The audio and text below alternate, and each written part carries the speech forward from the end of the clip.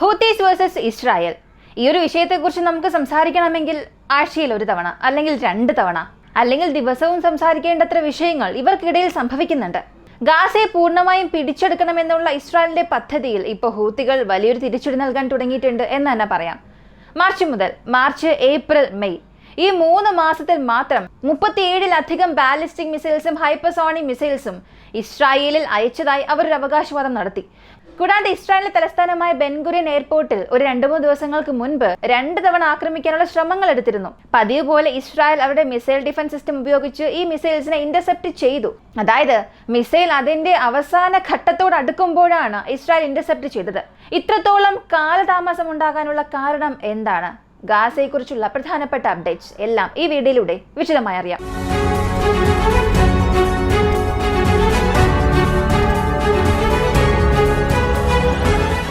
Houthis ഒരു ദിവസം മുൻപ് അയച്ച 2 മിസൈൽസിൽ ഒന്ന് പാലസ്തീൻ 2 എന്ന ഒരു ഹൈപ്പർസോണിക് മിസൈൽ ഞങ്ങളുടെ പക്കൽ ഉണ്ടെന്ന് ഒരു അവകാശവാദം ഹൂത്തികൾ നടത്തിയിരുന്നു. അതിൽ ഒരു മിസൈൽ അയച്ചതായും വാർത്തയുണ്ട്. മറ്റൊന്ന് സുൽഫിക്കർ 2 എന്ന ഇറാനിയൻ മെയ്ഡ് ബാലിസ്റ്റിക് മിസൈലാണ്. ഇതൊരു മീഡിയം റേഞ്ച് ബാലിസ്റ്റിക് മിസൈലാണ്. ഈ സുൽഫിക്കർ 1, 2, 3 ഇങ്ങനെ 3 വകഭേദമുണ്ട്. തുടക്കത്തിൽ വെറും 700 കിലോമീറ്റർ പരിധിയോടുകൂടിയാണ് ഇറാൻ ഇത് സൃഷ്ടിച്ചത്. ഇതിനെ സംബന്ധിച്ച് കാനിസ്റ്റർ ബേസ്ഡ് ലോഞ്ചറിൽ നിന്നും ഇതിനെ ലോഞ്ച് ചെയ്യാം. അതുപോലെ തന്നെ ട്രക്കിൽ നിന്നും ഇതിനെ ലോഞ്ച് ചെയ്യാൻ സാധിക്കും. ഹൂത്തികളുടെ ആർസനലിൽ ഇപ്പോഴുള്ളത് TEL ആണ്, ട്രാൻസ്പോർട്ടർ എറക്ടർ ലോഞ്ചർ.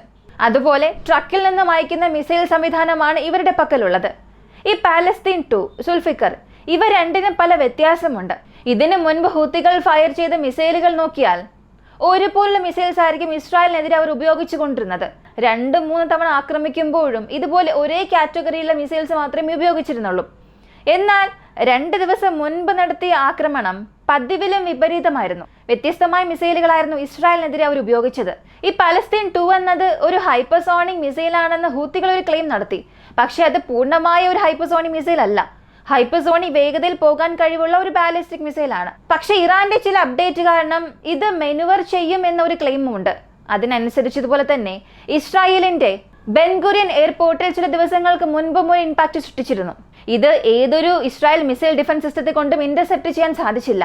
ഇന്റർസെപ്ഷൻ അവിടെ പരാജയപ്പെട്ടു. ഈ മിസൈൽ വിരുദ്ധ മിസൈലുകൾ അയച്ചിട്ട് കൂടിയും അവരെ കൊണ്ട് തടയാൻ സാധിച്ചില്ല. അപ്പൊ ഹൂത്തികൾ ഇവിടെ 2 തരം മിസൈൽ വിക്ഷേപിച്ചതിന് ഒരു കാരണം മാത്രമേ ഉള്ളൂ. ഈ പാലസ്തീൻ 2 എന്ന ഹൈപ്പർസോണിക് മിസൈലിനെ ഇസ്രായേൽ ഇതിന് മുൻപ് തന്നെ ഡിഫെൻഡ് ചെയ്തിട്ടുണ്ട്. അതുപോലെ തന്നെ ഇസ്രായേലിന്റെ ഡിഫൻസ് സിസ്റ്റത്തെയും ഇത് ബ്രീച്ച് ചെയ്ത് അകത്തേക്ക് പോയിട്ടുമുണ്ട്. ഇങ്ങനൊരു സാഹചര്യം നിലനിൽക്കുമ്പോൾ തീർച്ചയായും ഇത്തവണ അവിടെ ഒരു ഇമ്പാക്റ്റ് ഉണ്ടാക്കണം. ഇസ്രായേലിന്റെ ബെൻഗുരിയൻ എയർപോർട്ടിൽ തീർച്ചയായും ഒരു സ്വാധീനം ചെലുത്തണമെങ്കിൽ ഇവിടെ 2 അറ്റംപ്റ്റ് നടത്തിയേ മതിയാവുകയുള്ളൂ. ആ 2 അറ്റംപ്റ്റിൽ ഒന്ന് പരാജയപ്പെട്ടാലും, അതായത് ഒന്നിനെ അവർ ഡിഫെൻഡ് ചെയ്താലും മറ്റൊരു മിസൈൽ ചെന്ന് അതിന്റെ ഇമ്പാക്റ്റ് സൃഷ്ടിക്കണമെന്നുള്ളതാണ് ഹൂത്തികളുടെ ഒരു പദ്ധതിയായിരുന്നത്. എന്നാൽ ഇത്തവണ ഹൂത്തികളുടെ പദ്ധതി അനുസരിച്ചും അത് നടന്നില്ല. ഇസ്രായേലിന്റെ ഈ ഡിഫൻസ് സിസ്റ്റം എല്ലാം ഇസ്രായേലിന്റെ എയർ സ്പേസിന് പുറത്ത് വെച്ച് തന്നെ, അതായത് സെൻട്രൽ ഇസ്രായേലിന്റെ ആകാശത്ത് വെച്ച് തന്നെ ഇവയെ ഡിഫെൻഡ് ചെയ്തിട്ടുണ്ട്. ഇത് ഇസ്രായേലിന്റെ വിജയമായി കാണണോ അതോ ഹൂത്തികളുടെ വിജയമായി കരുതണമോ എന്നൊരു ചോദ്യം നിങ്ങൾക്ക് വരാം. ഇത് ഇസ്രായേലിന്റെ ഒരു വിജയം തന്നെയാണ്. പക്ഷെ ഇത് ആഘോഷിക്കേണ്ട തരത്തിലുള്ള ഒരു വിജയം അല്ല. കാരണം അവരുടെ പക്കലുള്ള ക്യാപ്പബിലിറ്റി, ഈ താഡ് സിസ്റ്റം, അവരുടെ ആരോ സിസ്റ്റം, ഇതുപോലുള്ള ഇസ്രായേലിന്റെ എയർ ഡിഫൻസ് സോൺ എന്നത് ഇസ്രായേലിന്റെ എയർ സ്പേസും കഴിഞ്ഞ് പ്രവർത്തിക്കുന്നവയാണ്. ഇത് ഇസ്രായേലിന്റെ ടെറിട്ടറിയിൽ നിന്നും ചില 100 കിലോമീറ്ററുകൾ കഴിഞ്ഞും പരന്ന് നിവർന്ന് കിടക്കുന്ന ഒരു പ്രതിരോധ സംവിധാനമാണ്. ഇസ്രായേലിന്റെ പ്രദേശങ്ങൾക്കുള്ളിൽ വരുന്നതിന് മുൻപ് തന്നെ ഇവയെല്ലാം ഡിഫെൻഡ് ചെയ്യാൻ സാധിക്കും. പക്ഷേ ഇവിടെ എത്ര തന്നെ മിസൈൽ സാങ്കേതിക വിദ്യ മികച്ചതാണെങ്കിലും അതിലുള്ള ചില ലൂപ്പ് ഹോൾസ് ഈ ഹൂത്തികൾ ശരിയായി തന്നെ പ്രയോജനപ്പെടുത്തുന്നുണ്ട്. അതുകൊണ്ടാണ് മുൻപായാലും അല്ലെങ്കിൽ ഇപ്പോഴായാലും ഈ ഹൂത്തികൾ അയക്കുന്ന മിസൈലുകൾ നേരിട്ട് തലസ്ഥാനത്തിലേക്ക് വന്ന് ആക്രമിക്കും, അല്ലെങ്കിൽ തലസ്ഥാനത്തിന്റെ ആകാശത്തിന് മുകളിൽ വെച്ച് തന്നെ ഇസ്രായേൽ അതിനെ ഡിഫെൻഡ് ചെയ്യും. ഇങ്ങനെ ഇത്രത്തോളം പ്രശ്നങ്ങളൊക്കെ സംഭവിക്കുന്നത്. അപ്പോൾ ഇവിടെ മറ്റൊരു ഫെയിൽഡ് ഇന്റർസെപ്ഷൻ നടന്നിട്ടുണ്ടെങ്കിൽ തീർച്ചയായും ഹൂത്തികളുടെ മിസൈൽസ് ബെൻഗുരിയൻ വിമാനത്താവളത്തെ ആക്രമിച്ചിട്ടുണ്ടാകും. അടുത്തിടെ എങ്ങനെയാണോ ഈ വിമാനത്താവളത്തെ ബ്ലോക്കേഡ് ചെയ്തത്, അതുപോലെ ഹൈഫ തുറമുഖത്തും ഒരു നാവൽ ബ്ലോക്കേഡ് ഉണ്ടാക്കുമെന്ന് ഹൂത്തികൾ ഒരു ക്ലെയിം നടത്തിയിരുന്നു. ഇതിൽ യാതൊരു കാഷ്വാലിറ്റീസ് കൗണ്ടും ഇല്ല. ഒരുപാട് മിസ് ഇൻഫർമേഷൻസ് സ്പ്രെഡ് ചെയ്തിട്ടുണ്ട്. 20 പേർ മരിച്ചു, 30 പേർ മരിച്ചു, ഇങ്ങനെ ഈ ആക്രമണത്തെക്കുറിച്ചുള്ള ഒരുപാട് വ്യാജ വാർത്തകൾ പുറത്തു വന്നിരുന്നു. പക്ഷെ അവിടെ യാതൊരു മരണവും സംഭവിച്ചിട്ടില്ല. അതിന്റെ ചില അവശിഷ്ടങ്ങൾ താഴെ വീണതുകൊണ്ട് 2 വീടുകൾ തകർന്നു. എന്നാൽ അതിൽ പോലും ആർക്കും പരിക്കുകളൊന്നും സംഭവിച്ചില്ല. അടുത്ത പ്രധാനപ്പെട്ട ഒരു കാര്യം, ഒരു ദിവസം മുൻപ് വാഷിംഗ്ടൺ DC വെച്ച് ഇസ്രായേലിന്റെ എംബസി സ്റ്റാഫിൽ 2 പേരെ ഒരാൾ കൊന്നു. അങ്ങനെ വെടിവെച്ച് കൊന്ന അയാളെ അറസ്റ്റ് ചെയ്യുമ്പോൾ ഫ്രീ പാലസ്തീൻ എന്ന് അയാൾ പറഞ്ഞു എന്ന രീതിയിലുള്ള വാർത്തകളും പുറത്തു വന്നിരുന്നു. അത് ആ സമയം വലിയ വൈറലായിരുന്നു. ഇപ്പോൾ അതിനെക്കുറിച്ച് സംസാരിക്കാൻ തുടങ്ങിയത് ഒരു പക്ഷേ ഇതൊരു ഫാൾസ് ഫ്ലാഗ് ഓപ്പറേഷൻ ആയിരിക്കാം. കാരണം പൂർണ്ണമായും ഗാസയെ നിയന്ത്രിക്കുന്നതിന് ഇസ്രായേലിനൊരു പദ്ധതിയുണ്ട് എന്നതിനപ്പുറം അതവർ എക്സിക്യൂട്ട് ചെയ്യാൻ തുടങ്ങിയിട്ടുണ്ട്. അപ്പോൾ അങ്ങനെ ഒരു സമയത്ത് ലോകത്തിന്റെ ശ്രദ്ധ വീണ്ടും അവിടേക്ക് കൊണ്ടുവരണമെന്നുണ്ടെങ്കിൽ ഒരു നെഗറ്റീവ് അപ്രോച്ച് അവിടെ ഉണ്ടാകണം. ഒരു രാജ്യം ഇങ്ങനെയൊക്കെ ചെയ്യുന്നത് പുതിയ കാര്യമൊന്നുമല്ല. ഇപ്പോൾ ഒരുപാട് ന്യൂസ് ചാനൽസ് തന്നെ എടുത്തു നോക്കാം.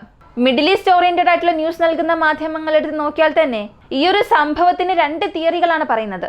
ഒന്നാമത്തേത് അയാൾ പാലസ്തീന് വേണ്ടി ഇത് ചെയ്തു, ഗാസ ജനങ്ങൾക്ക് വേണ്ടി ഇത് ചെയ്തിട്ടുണ്ടാകും എന്നും പറയുന്നു. അല്ലെങ്കിൽ രണ്ടാമതായി പറയുന്നത് ശത്രുരാജ്യം ഒരു ഫാൾസ് ഫ്ലാഗ് ഓപ്പറേഷനായി ഇത് ചെയ്തിട്ടുണ്ടാകുമെന്നാണ്.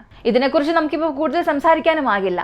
എന്തെങ്കിലും സംസാരിക്കുകയാണെങ്കിൽ ഒരു പക്ഷേ പലരും എന്നെ തന്നെ മിസ്അണ്ടർസ്റ്റാൻഡ് ചെയ്യും. പക്ഷെ ഇങ്ങനെ ചില തിയറികളുണ്ട്, അത് നിങ്ങൾ അറിഞ്ഞിരിക്കാൻ വേണ്ടി പറഞ്ഞതാണ്. അടുത്ത നമ്മൾ അറിയാൻ പോകുന്നത് ഗാസയെക്കുറിച്ചാണ്.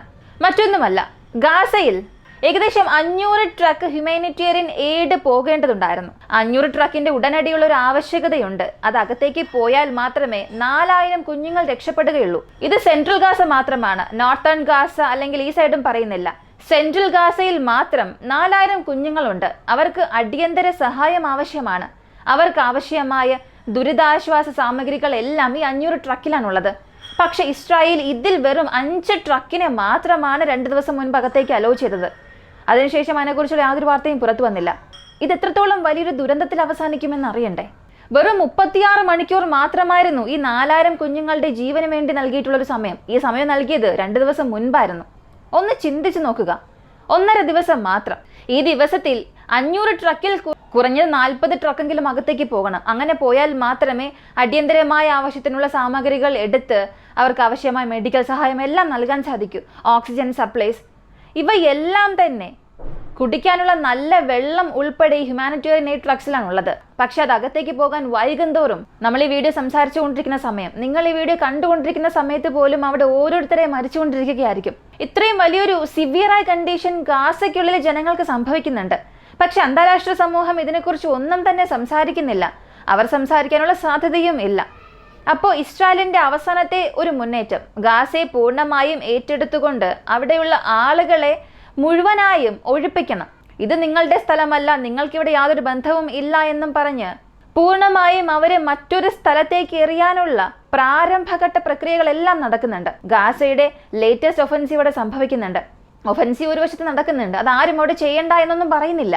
യൂറോപ്യൻ യൂണിയനിലെ ചില പ്രതിനിധികളെ നോക്കി വാർണിംഗ് ഷോട്ട്സ് പോലും ഇസ്രായേൽ ഫയർ ചെയ്തിരുന്നു. അതിനെക്കുറിച്ചൊന്നും ആരും സംസാരിക്കുന്നില്ല. ഇതിനെക്കുറിച്ചൊന്നും ആരും നിങ്ങളോടൊന്നും പറയുന്ന പോലുമില്ല. പക്ഷേ ഹ്യൂമാനിറ്റേറിയൻ എയ്ഡ് ട്രക്സ് അകത്തേക്ക് പോകാത്തത് പൂർണ്ണമായും അംഗീകരിക്കാനേ കഴിയാത്തൊരു കാര്യമാണ്.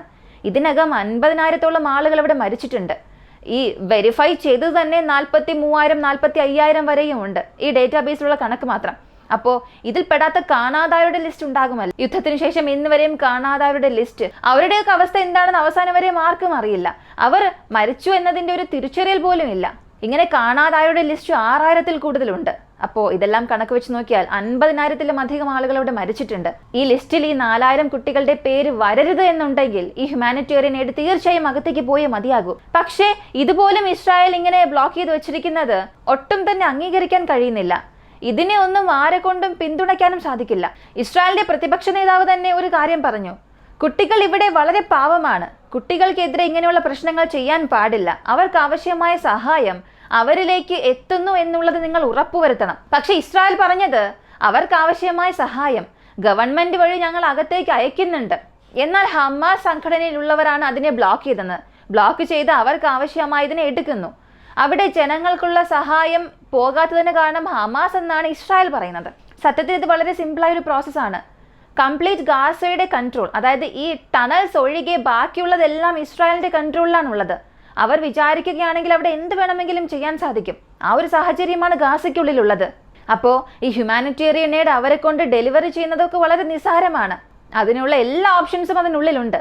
പക്ഷേ അത് ഇസ്രായേൽ ചെയ്യുന്നില്ല. ഇവിടെ ഇസ്രായേലിനെ ആരും ചെയ്യാനും അനുവദിക്കില്ല. ഇതാണ് ഗാസയ്ക്കുള്ളിൽ ഇപ്പോൾ നടക്കുന്ന ഒരു വലിയ ദുരന്തം. ഈ കുഞ്ഞുങ്ങളെക്കുറിച്ചുള്ള വാർത്ത കേൾക്കുമ്പോൾ വല്ലാത്ത ദുഃഖമാണ് തോന്നുന്നത്. അത്രത്തോളം മോശമായ സംഭവമാണ് അവിടെ നടക്കുന്നത്. അപ്പോൾ ഗാസ യുദ്ധം അവസാന ഘട്ടത്തിലേക്ക് എത്തിയിരിക്കുകയാണ്. അതിൻ്റെ ഒരു ചെറിയ തുടക്കമാണ് ഈ ഹ്യൂമാനിറ്റേറിയൻ എയ്ഡ് അകത്തേക്ക് അയക്കാതെ മാറ്റി നിർത്തുന്നത്. ഈ ഒരു വീഡിയോയെക്കുറിച്ചുള്ള നിങ്ങളുടെ അഭിപ്രായം എന്താണെന്നുള്ളത് കമൻറ്റിൽ പറയുക. കൂടുതൽ അപ്ഡേറ്റ്സ് അറിയാനായി വോയിസ് ഓഫ് വിക്കി എന്ന നമ്മുടെ ചാനൽ സബ്സ്ക്രൈബ് ചെയ്യുക. മറ്റൊരു വീഡിയോയുമായി വീണ്ടും കാണാം.